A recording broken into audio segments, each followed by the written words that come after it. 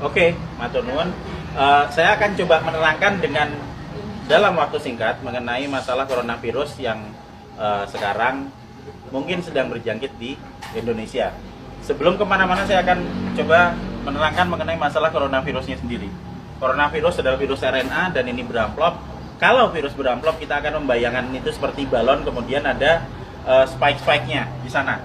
Nah, spike yang di luar ini terdiri dari lapisan glikoprotein. Lapisan glikoprotein akan sangat mudah hancur oleh pelarut lemak, deterjen, ataupun desinfektan. Jadi coronavirus meskipun dia punya kemampuan untuk menyebar dengan cepat, dia tetap memiliki kelemahan. Kelemahannya apa? Kelemahannya akan sangat mudah hancur oleh pelarut lemak, oleh deterjen, oleh desinfektan. Sehingga jika kita sering cuci tangan, kita sering ngepel lantai dengan desinfektan atau dengan cairan untuk pel, maka virusnya akan hancur dan tidak akan menulari lagi. Nah, kemudian saya akan cerita gimana caranya coronavirus bisa menulari ke manusia. Coronavirus menular ke manusia itu lewat sentuhan dengan material-material yang sudah terjangkit virus pertama, terus kedua pada saat kita berada di keramaian, kemudian ada orang yang mungkin bersin, kemudian kita kena oleh kontak langsung, maka dia akan langsung bisa menulari kita. Tapi sekali lagi kita jangan terburu panik dulu. Kenapa?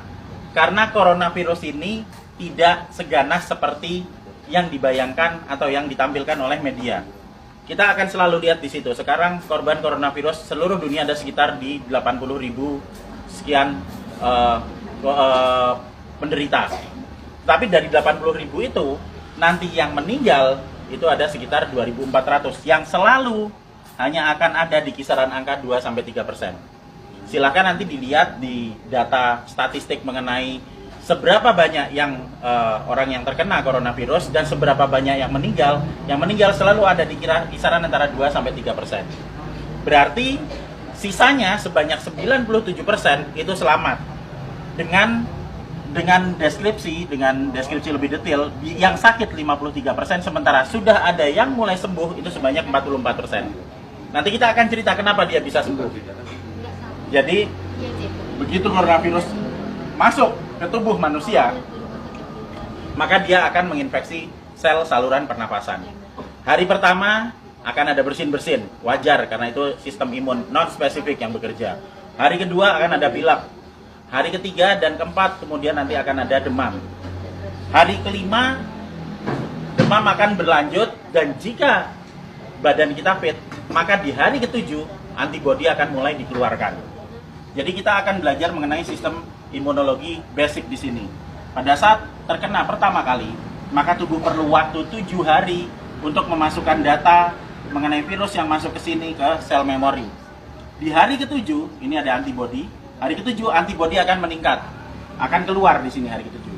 Hari ke-14 dia akan naik sampai ke atas maksimal. Nah, pada saat antibodi naik di sini, maka antibodi itu akan dipakai untuk melawan virus corona. Karena antibodi sifatnya spesifik. Antibodi anti corona hanya bisa dipakai untuk menangani virus corona. Dan itu akan dikeluarkan 7 hari pasca infeksi. Yang akan sampai di puncaknya di 14 hari. Pada saat antibodi sampai di puncak, maka virus corona akan ditangani oleh antibodi di dalam tubuh kita sendiri. Karena virus hanya bisa ditangani oleh antibodi. Beda dengan bakteri. Bakteri bisa pakai antibiotik, virus nggak mempan. Hanya oleh antibodi. Dan nanti antibodi akan berlanjut turun sampai di minggu ketiga. Apa yang terjadi di minggu ketiga pada saat antibodi sudah mulai turun? Berarti infeksi yang ada di dalam sudah ditangani oleh antibodi yang tumbuh dalam kondisi maksimal di umur 14 hari tadi. Jadi sesudah 21 hari, otomatis virus yang ada di dalam badan kita sudah tertangani. Apa yang terjadi kalau nanti ada serangan virus lagi? Jika ada serangan virus lagi, data yang ada di sel memori akan dikeluarkan sehingga respon imun kedua akan berlangsung 24 jam sesudah paparan. Jadi misalnya saya sudah pernah kena corona dan saya bisa bertahan hidup sampai 14 hari, maka saya akan kebal seterusnya.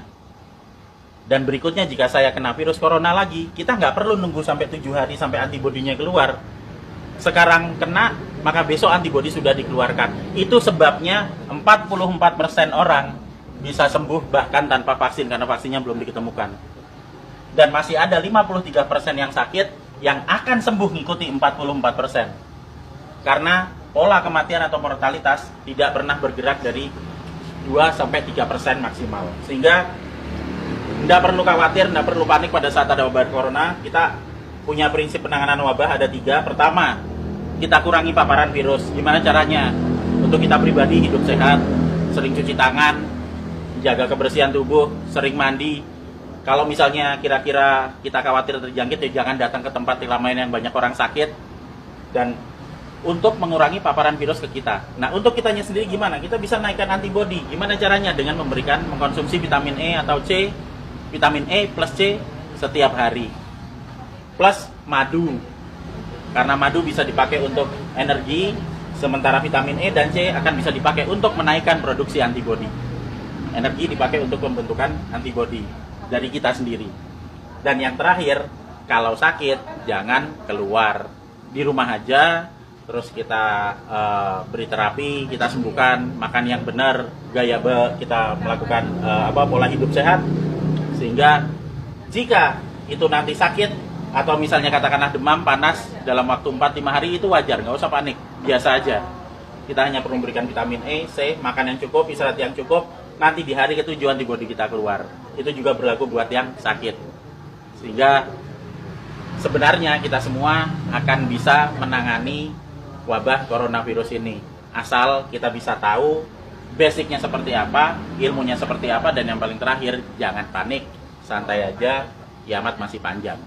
Jadi ayo kita kerja bareng-bareng, kita tangani bersama-sama, dan gak usah panik. Makasih.